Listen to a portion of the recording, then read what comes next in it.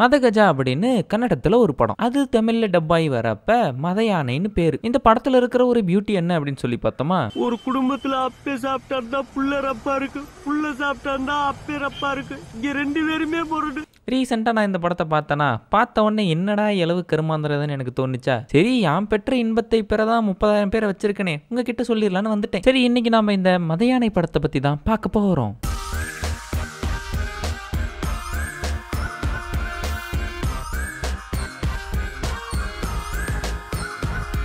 படத்தோட ஸ்டார்டிங் சீன்ல ஊரே தீப்பந்தம் எடுத்து நின்றுட்டு இருக்குது. நம்ம ஜகபு அண்ணன் அந்த இடத்துல உட்காந்துட்டு இருக்காரு. எதுக்கு இந்த படம் ரோஸ்ட் வந்துச்சுன்னு எனக்கு புரிஞ்சு வச்சு, எல்லாத்துக்கும் காரணம் இந்த ஜகபு அண்ணன் தானே. சேச்சா, அதுக்கும் மேல ஒண்ணு இருக்கு. என்னடா சங்கதி, எல்லாம் சாப்பிட்டு சாவகாசமா தூங்க வேண்டிய நேரத்துல வை கும்லிங். அதாவது இன்னைக்கு ஜகபு அண்ணனுக்கு குழந்தை பிறக்க போகுது. எப்படா அவரோட பொண்டாட்டிக்கு பங்கு? தர உங்களுக்கு சின்னதர பிறந்திருக்காரு. சந்தோஷம் சந்தோஷம் வாழ்க்கையின் பாதி பலம்.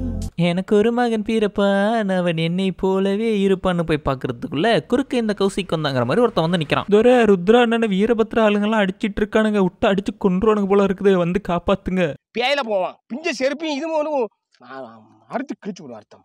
என் கலர் ஜெராக்ஸை பார்க்கலான்னு பார்த்தா அதுக்குள்ள கடமை அழைக்கிறதே வாட்டைடு அப்படின்னு சொல்லிட்டு கிளம்பிடுறாரு. அந்த சமயத்துல நம்ம ஜகபுவோட குழந்தையை கொள்றதுக்கு வீட்டுக்கே ஆள் இறங்கிடுறானுங்க. அப்புறம் நம்ம தேவயானி தான் ஜகபுவோட வைஃப். நம்ம தேவயானி அந்த கை குழந்தையை தூக்கிக்கிட்டு காப்பாத்துறதுக்காக கண்ணீர் விட்டு கதறிக்கொண்டே ஓடுறாங்க. போற வழியில ஒரு பூம்பு மாட்டுக்காரனை பார்த்து, என் குழந்தைய நீ தான் வளர்த்தணும், நல்லவனா வளர்த்துப்பா, நல்லபடியா வளர்த்துப்பா அப்படின்னு சொல்லி கொடுத்து விட்டுறாங்க. இங்க மட்டும் இவன் வளர்ந்தானா வெட்டு குத்துன்னு தான் வளருவான், அப்பெல்லாம் இல்லாம நீ வளர்த்தணும், சரியா? இந்தாமா, இந்த குழந்தை இந்த இடத்துல வளர்றது உனக்கு பிடிக்கலனா நீ எடுத்துக்கிட்டு போய் வளர்த்தணும், கண்டவங்கிட்ட கொடுத்து வளர்த்த சொல்ற. நம்ம ஜகபு அண்ணங்கிட்ட போயிட்டு குழந்தை செத்து போச்சு அப்படின்னு சொல்லிவிடுது. அப்புறம் அவனும் தூக்கிட்டு போய் குழந்தைய வளர்த்த ஆரம்பிக்கிறான். உங்களுக்கு இப்படி கூட தோணும், குழந்தைய வளர்த்துறதுக்கு சோர்ஸ் தேவைப்படும் இல்லையா? அந்த சோர்ஸ் எல்லாம் ஜெகபதி பாபு வீட்டுல இருந்து கொடுத்தாதான் அது கிடைக்கும். அதனாலதான் தேவயானி இங்கே இருந்துட்டாங்களா அப்படின்னு கேட்டீங்கன்னா கிடையாது.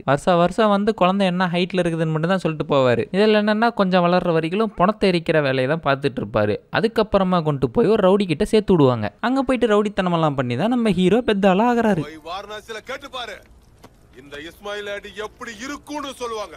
ஏன் அடி எப்படி இருக்கும்னு சொல்றதுக்கு இங்க ஒருத்தனும் இல்ல. ஏன்னா நான் யாரையுமே அடிச்சதே இல்ல.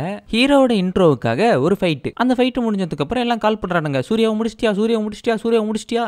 என்ன முடிக்க வந்தவனுங்கள நான் முடிச்சிட்டேன், மூடிக்கிட்டு போனை வச்சிரு. இந்த ராயல் என்ஃபீல்டு, இந்த போட்டுங்க, இந்த பிளேஸ், இந்த இடம்லாம் பாக்குறதுக்கு KGF 5 தரலாம். இல்ல குண்டியும் அறுது பத்தியா இடிச்சு அறுத்து போறாமா. ஹீரோவெல்லாம் காட்டி முடிச்சாச்சு. இப்ப ஹீரோயினை காட்ட வேண்டிய நேரம். 18 வயசு கீழே இருந்தீங்கன்னா 10 செகண்ட் தள்ளி விட்டுருங்க. எனக்கெல்லாம் 18 ஆயிருச்சு, நான் பார்த்து ரசிச்சுட்டு போங்க. அங்க பாருங்க, வாய்க்குள்ள ஊத்துற தண்ணிய வேணும்னே கீழே ஊத்துறா பாரு.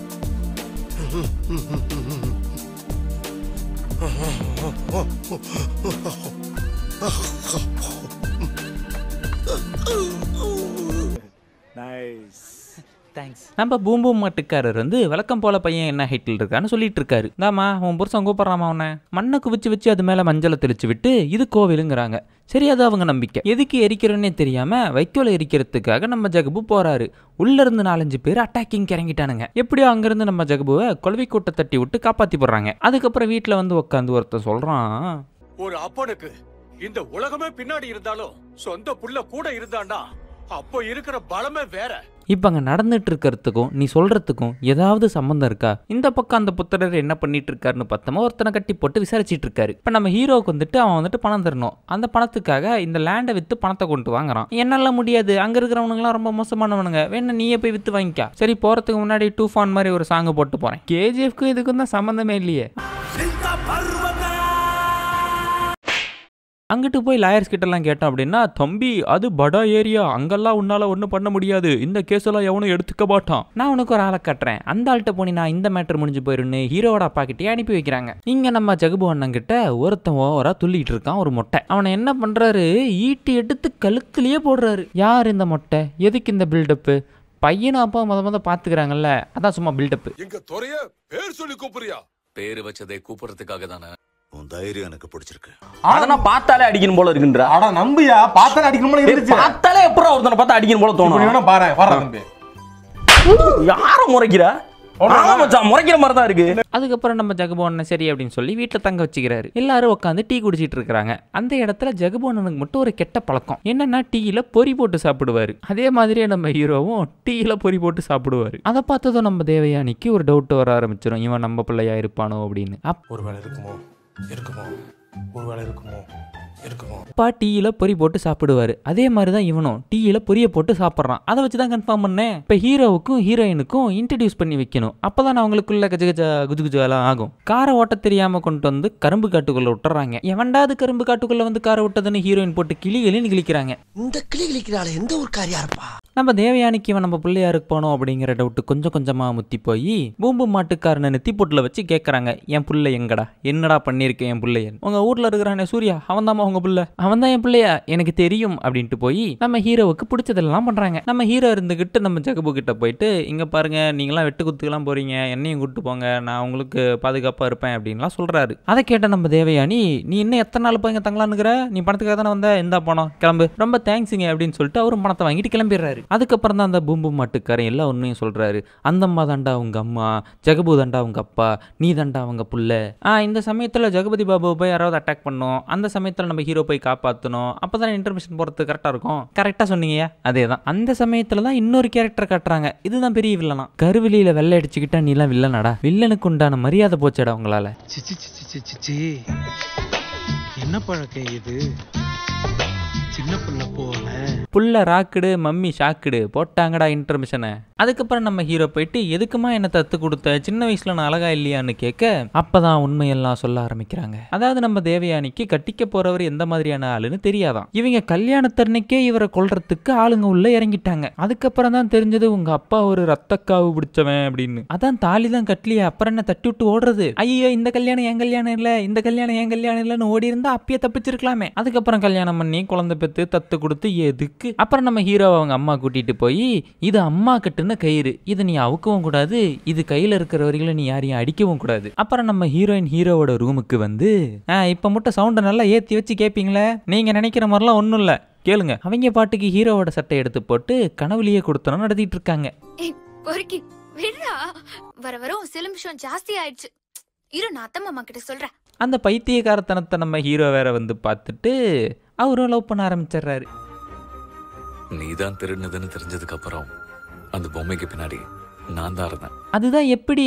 அது வெட்ட வெளிடா வெங்காயம். அதுவும் அந்த பொம்மைக்கு பின்னாடி ஒளிகிற அளவுக்கு சின்னதாவா இருக்காரு அவரு. இதெல்லாம் கீதா கோவிந்தம் வேற.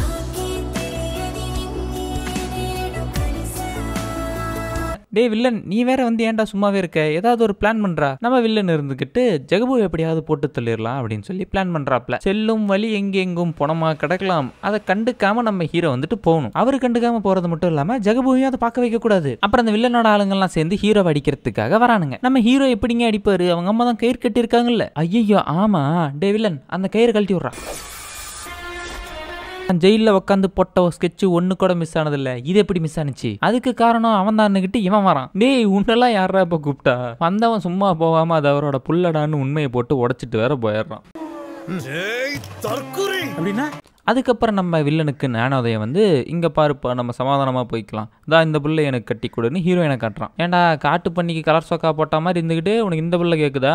அது மட்டும் இல்லாம ஒரு கண்ணு வேற அவிஞ்சு போய் கிடக்குது. அப்புறம் பின்னாடி இருந்தவனுங்களும், ஐயா இது ஒரு நல்ல ஆஃபரியா, ஏத்துக்குங்க அப்படிங்கிறானுங்க. ஐயோ மக்களுக்கு நல்லது பண்றவன்ட்டமே இந்த பாவத்தை பண்ணித்தான் அவனு சேர்த்து வச்சிடறாப்ல. இதுல அவங்க ரெண்டு பேர்த்துக்கும் நிச்சயம் வேற நடக்குது. கட்டுலே உடையற மாதிரி குடும்பம் நடத்துவேன், கட்டுலே உடையற மாதிரி குடும்பம் நடத்துவேன். ஐயோ நம்ம மைண்ட் அங்க போகுதே. இதெல்லாம் நம்ம ஜெகபு கேட்டுட்டு, இந்த ஊரை விட்டு நீ போயிருப்பா, இந்த ஊருக்கு இப்பதான் ஒரு நல்லது நடக்கிற மாதிரி இருக்குது, நீ அந்த பொண்ணை கடத்திட்டு போய் கல்யாணம் பண்ணிக்கிட்டீங்கன்னா மறுபடியும் அதுவும் நடக்காம போயிருங்கிறாரு. இந்த வில்லங்காரன் கல்யாணம் முடிகிற வரைக்கும் கப்புன்னு இருக்க மாட்டான், அதுக்குள்ளே இவங்களை கடத்திக்கிட்டு போய் வில்லனிசம் பண்ணிட்டு இருக்கிறான். அப்படின்னா இது மட்டும் பண்ணானா பரவாயில்லையே, சூர்யா தான் உன் பையன் எல்லா உண்மையும் போட்டு உடைக்கிறான். அப்படின்னா அதுக்கப்புறம் என்ன, ஹீரோ வராரு, ஃபைட்டை பண்றாரு, வில்லனை கொல்றாரு, படம் முடிஞ்சிருச்சு. அவ்வளவுதான். இந்த படம் உங்களுக்கு பிடிச்சிருக்கா இல்லையாங்கிறத கமெண்ட்ஸ்ல சொல்லுங்க. உங்களை அடுத்த வீடியோல வந்து பாக்குறேன். பாய்.